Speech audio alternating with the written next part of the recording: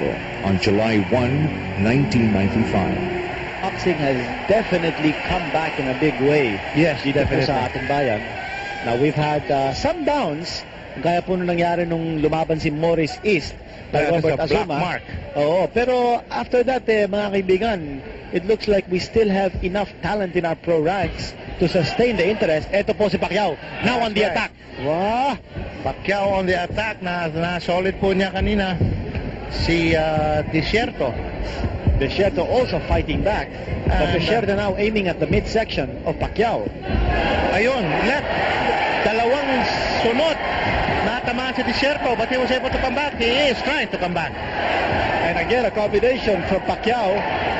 And he sends Desierto reading against the ropes. Desierto is back in the corner. He's That's trapped. right. Desierto fighting out of the corner. That's right. He was able to, he didn't stop fighting. Dahil he was stunned there. Yes. He was not hurt so much. He was able to fight back. Well, Pacquiao is using that right hand now as a measuring device, but he has been able to connect with his left. Yes. Desierto also connected that time. With an uppercut. Maganda. Fast and furious action from both these youngsters. There's another left. Yes, a left to the jaw of Desierto. A right this time. Desierto doesn't know how to take a punch. He doesn't fall into his own opponent. He doesn't clinch. He doesn't cover up.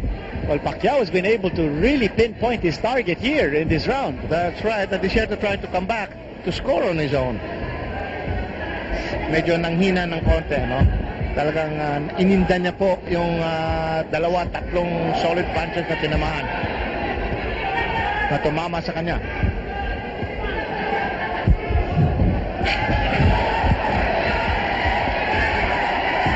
The crowd egging on Pacquiao. Enjoying the action now. That's Pacquiao right. has been able to land that left repeatedly.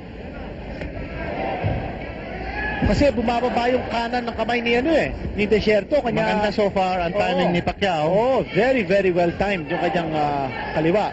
Although Desierto that time connected with a nice right hand. Good fight between these two boxers. Maganda. Sabayan, palitan. Actually, may parang masamang bisyo ito si Pacquiao because he has a tendency to bring down his right arm. Pero ito si Desierto has not been able to take advantage of that. He should score with a left hook. Oy! Umayaw bigla! Umayaw si Dela Desierto. Sabi niya, ayaw na niya. The accumulation of the punches. Hindi man lang bumagsak ito si Yes, Desierto. hindi. Pero nasaktan na siyang masyado sa gulpi sa katawan at sa muka. Hindi na niya kaya mga